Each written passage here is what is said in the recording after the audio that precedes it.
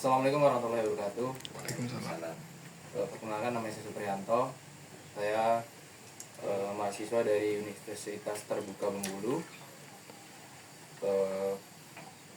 program studi agribisnis bidang minat penyuluhan pertanian.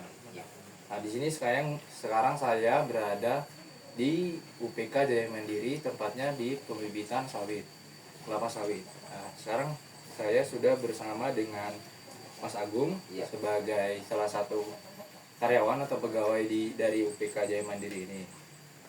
Sebelumnya Mas, ini kedatangan saya ke sini, saya mau menggali informasi tentang analisis model distribusi dan transportasi yang digunakan di UPK Jaya Mandiri ini.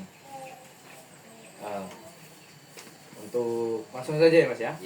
Untuk yang pertama itu ada identifikasi alur rantai pasok. Yang pertama, pemasoknya ini siapa? Pemasok utama bahan baku atau komponen dalam usaha UPK Jaya Mandiri. Untuk bahan baku utama yang kita perlukan ditambah, dan pemasok utamanya dari Asian Agri, perusahaannya Asian Agri, tepatnya dia tuh ada di Pekanbaru Riau. Asian Agri ini PT-nya PT Tunggal Yunus Estate. Terus bagaimana UPK Jaya Mandiri ini memilih dan menjaga hubungan dengan pemasok? Kalau menjaga hubungan, yang pertama kita pastikan seberapa, kan kita yang butuh nih kita sendiri kan, bibit kecambahnya, jadi kita yang pesan sendiri ke perusahaannya ini. Terus kalau untuk menjaga hubungan ya kita lewat HP aja, kan lewat WA, komunikasinya. Terus apakah ada tantangan dalam memperoleh bahan baku? Ada Mas, kita harus siap menunggu apa istilahnya tuh antrian, karena pernah juga bibit kami ini 6 bulan baru dikasih sama. Tantangannya ini ya menunggu bibitnya turun ini gitu kan. Yang selanjutnya di bagian produksi, apakah semua produk ini dapat diproduksi secara in-house di sini atau ada pihak ketiga yang terlibat? Ya pertama nih tidak ada pihak ketiga, ya semuanya bisa diproduksi di sini. Bisa diproduksi di sini ya.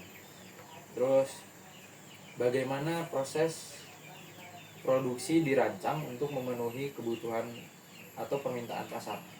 Ya kalau yang pertama ini harus sedia lapangan. Pastinya lapangan itu maksudnya itu terminal ya, lahannya itu harus punya beberapa lahan agar permintaan konsumen ini selalu terjaga. Selanjutnya, apakah ada inovasi transportasi yang direncanakan untuk diterapkan di masa depan? Untuk sekarang ini tidak ada. Belum ada. Selanjutnya ada bagian pengelolaan dan optimalisasi transportasi. Bagaimana mengatur jadwal transportasi untuk memastikan kelancaran distribusi? Ya, jadi untuk jadwal ini setiap hari pas pengeluaran bibit ini kita jadwal untuk 10 orang. Setiap hari 10 orang. Biar kelancarannya itu tidak terlalu antri panjang gitu kan. Itu tergantung antrian yang kita hubungi ke petani ini. Apakah ada strategi untuk mengoptimalkan rute transportasi dan mengurangi waktu pengiriman? Ya ada caranya juga sih, tergantung orang yang itu juga, pembelinya juga. Biasanya kan pembeli ini nanya sama kita, mobilnya kalau misalkan muat L300 muat berapa gitu kan, buat berapa. Nah, kita kasih tahu lah di situ gitu kan. Bagaimana mengelola permintaan musiman atau lonjakan permintaan yang mempengaruhi transportasi? Untuk itu sih untuk sekarang tidak ada. Bagian terakhir ini ada bagian koneksi transportasi dan pelanggan. Bagaimana memastikan produk sampai dalam kondisi baik kepada pelanggan akhir? Ya pertama kita kalau misalkan ada dari PT, misalkan PT itu ada yang pernah beli juga sama kita, seperti yang tempatnya di Pematang Tiga Sumur itu pernah beli itu PT itu. Jadi kita pastikan orang kita tuh ada di sini juga untuk mengikuti ke sana sampai sana. Jadi ibaratnya dikawal gitu ya. Dikawal ada juga seperti itu. Tapi kebanyakan petani untuk saran ini tidak ada, mereka langsung. Tapi kalau untuk pembeli khusus seperti PT itu kita ada kawalan dalam juga. skala besar. Dalam skala besar. Pokoknya kan dari 3.000 sampai 4.000 ada pengawalan. Oke. Selanjutnya, apakah ada kebijakan pengembalian atau kompensasi jika terjadi kerusakan?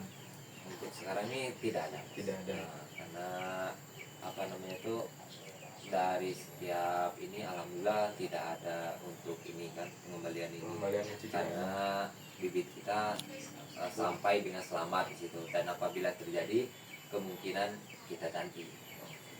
Dan terakhir, seberapa besar kepuasan pelanggan yang dipengaruhi oleh efisiensi transportasi?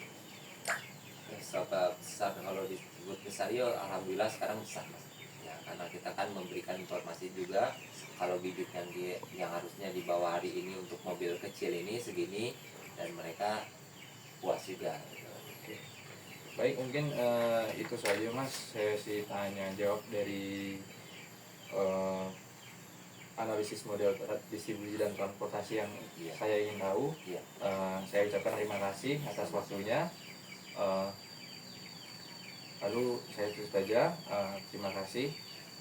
Saya akhiri. Wassalamualaikum warahmatullahi wabarakatuh. Waalaikumsalam warahmatullahi wabarakatuh.